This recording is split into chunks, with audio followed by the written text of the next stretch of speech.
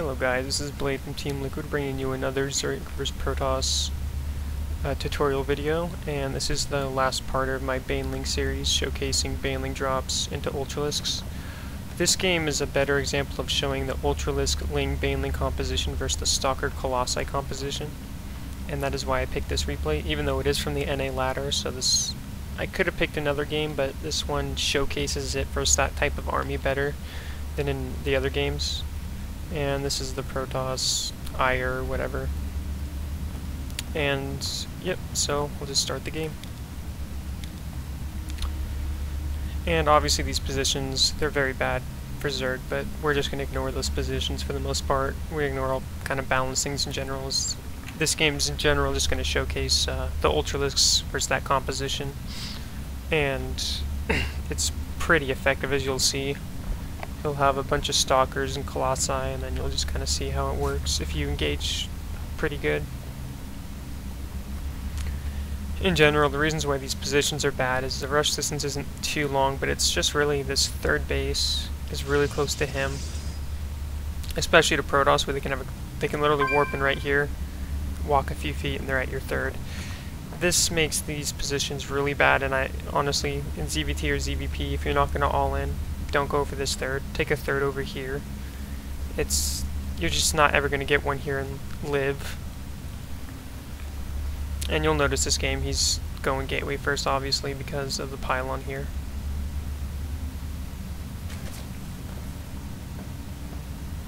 And, yep, so in general, just scouting around.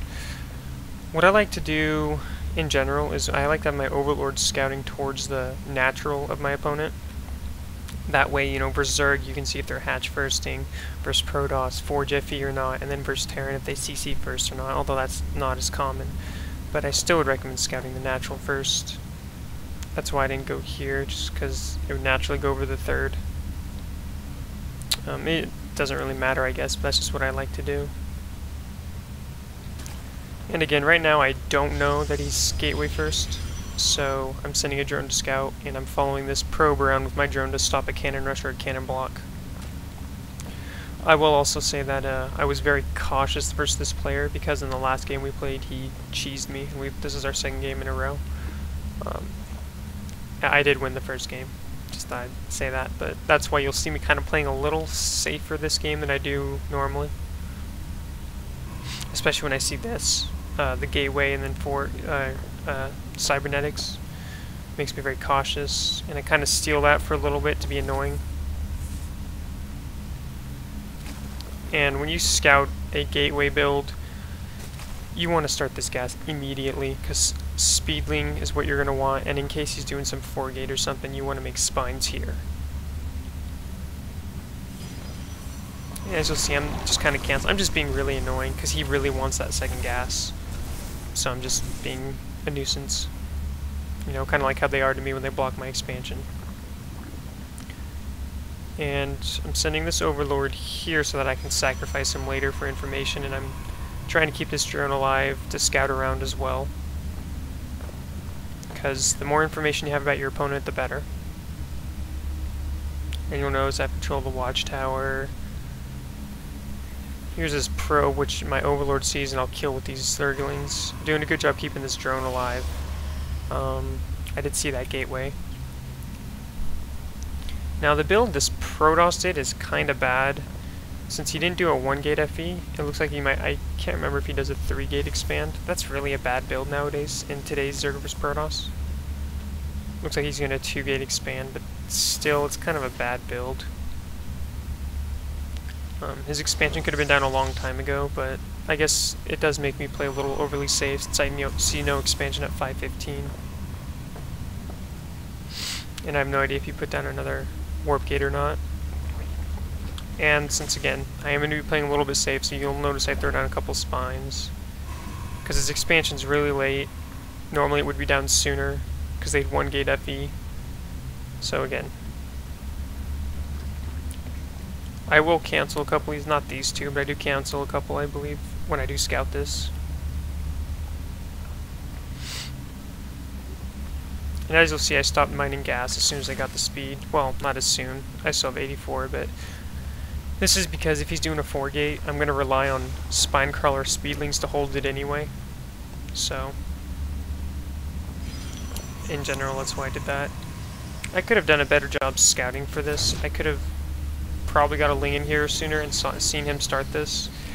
That's a little sloppy for me, just kind of assuming I know what he's doing, and so I'm wasting some resources on these. It does kind of, I don't know if it would put me behind, probably does a little bit, but it doesn't affect this game really too much.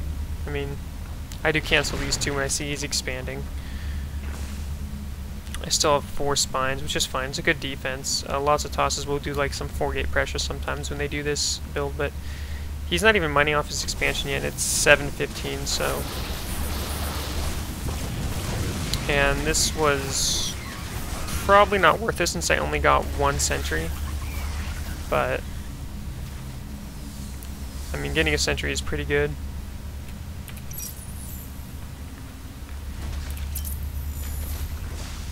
And I'm just droning now because I didn't see many units, so I didn't so I know he's not putting pressure on right now, so I can just keep droning.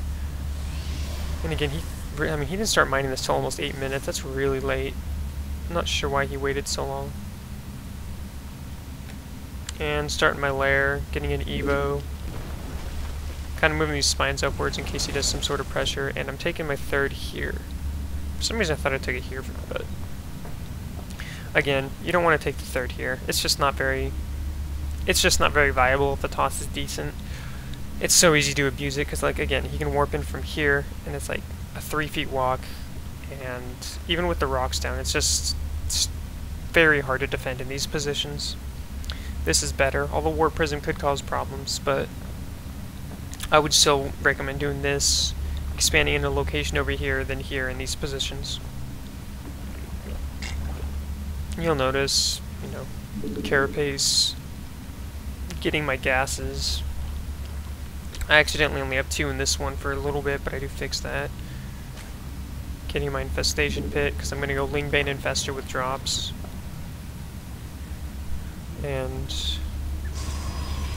yep, so as you'll see, he's kind of suiting himself up for an Immortal push. This is actually a pretty scary push that incomes.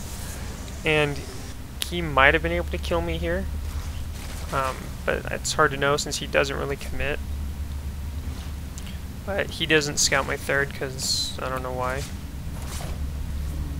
So I have 4 spines. I'm going to see this push incoming, and this is a scary push. That's a lot of, you know, it's a pretty good anti-ground army at 10 minutes, especially with how safe I played. But I think he might have thought mutas were incoming because I did kill his observers, you'll see. He has no information. Oh, no, he has this Infestation Pit. Never mind. But he sees the 4 spines. He doesn't know if there's any more behind. He doesn't know my unit count, so I can kind of understand his retreat. Because it might not have worked, I'm not sure. I'll never know. But starting Infestors now. Droning up this 3rd isn't too droned up because I had to defend against, you know, since I saw this. And he's using his Chrono Boost kind of badly. I don't know if that's intentional or not. And I do let these spines finish because I need them. And I did a bad supply block, which is bad. But now I'm going to start droning this base hardcore, and there is the risk of his observer seeing my drone transfer, but in general, the Protoss would have to... He can't really commit too hard to taking out this base unless he uses Warp Prism drops, because if he sends his whole army to kill this, I can just counter and kill his 3rd and natural. And then if he goes all the way here, I maybe even just catch his army out in the open and kill it then, so this is definitely more safe. I would definitely say this is more safe than this position. And you'll see him getting Neural Parasite. That is very critical versus Toss. I would never dream of making an Infestor's EVP without Neural Parasite. And you'll see him getting my Baneling Nest, Overlord drops, and all that. I had to delay my tech a little bit with that due to that push, since I have to try to defend. My 3rd is just now being droned very late.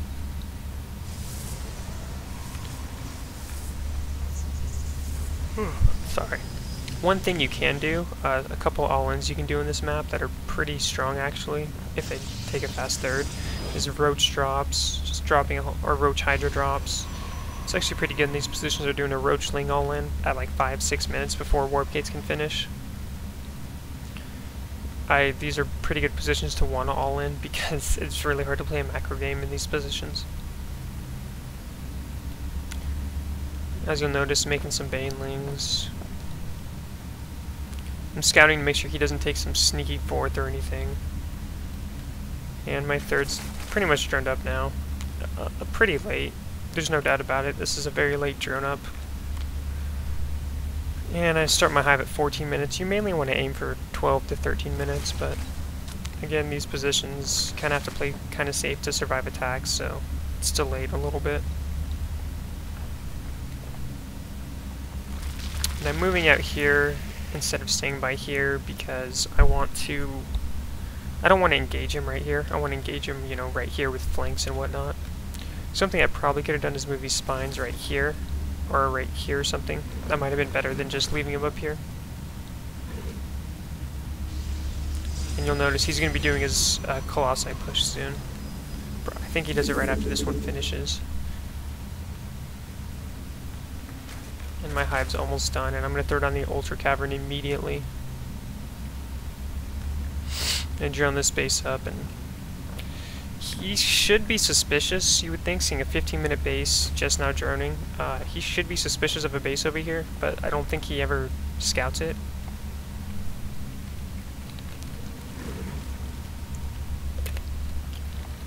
Sorry. Anyway, so I'm putting flank positions, because again, flanking is really critical when doing this style. You want to try to engage this army in the open right here, and you want to get, like, you know, attack from this side, and then fungal with baneling drops. You'll notice, I mean, he's ahead of me in food. He's about 50 food ahead of me, which is actually really bad ZVP. It just shows how kind of behind I am this game. But this game in general is more to showcase the Ultra versus that composition than anything else. And here comes his big push. And so I'm fungling. I should have fungled again before doing the drops, because as you notice, he gets these stalkers away. But I kill a lot of his army. I get these guys out of there. I don't want them to die. And I do lose a couple. But I have quite a few spines here. This is actually very dangerous for him to attack in, and he realizes that. That's why he retreats. I mean, I still have 7 spines, and with reinforcements I would have held this. So I mean, this is a smart decision to take out this base. That puts me back on 3 bases, but I go take this one.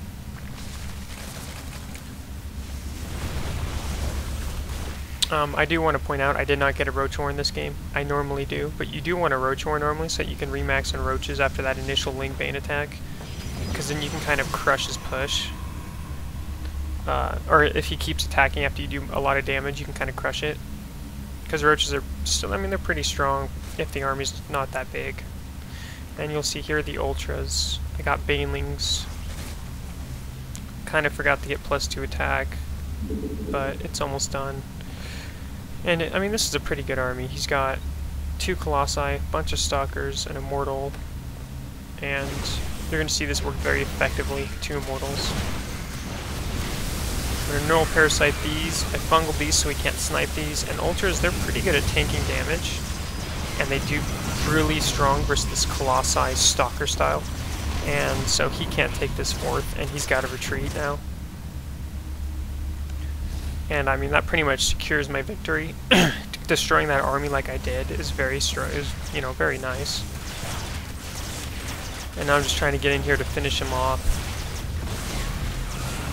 In general, I mean, I'm just making units. Took my 4th finally.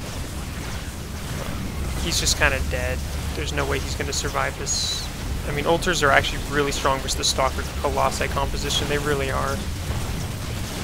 And then with Ling and Fester support just makes him even stronger. And, I mean, his big mistake this game was never scouting over here. he doesn't, I mean, he has to assume it, but he doesn't know. And he's pretty much dead. There's not much he can do.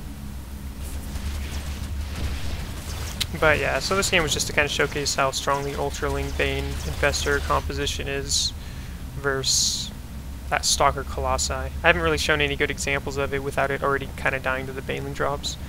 But that army was, you know, it was pretty strong, and yeah, the banelings just kind of, I mean, just kind of shows it how strong it can be versus that. And his little fun comment, which is funny, because he shouldn't have lost. These positions is really hard for Zerg. But he just made some big mistakes and didn't even scout over here, didn't even try to deny the space or anything. I mean, I have no defense over here. I was being greedy in that aspect because since I played so safe over here. So my next video will probably be Zerg vs Terran, since I haven't done that in a while, and I've only done ZVZ and ZVP lately. Probably do it possibly next week will probably be the goal.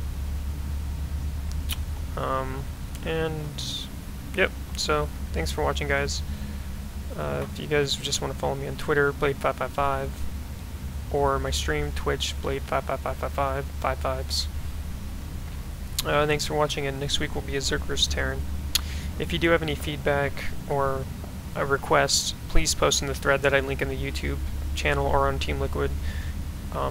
That's right now I just kind of do what I feel like because no one gives me what they want. So again, thanks for watching.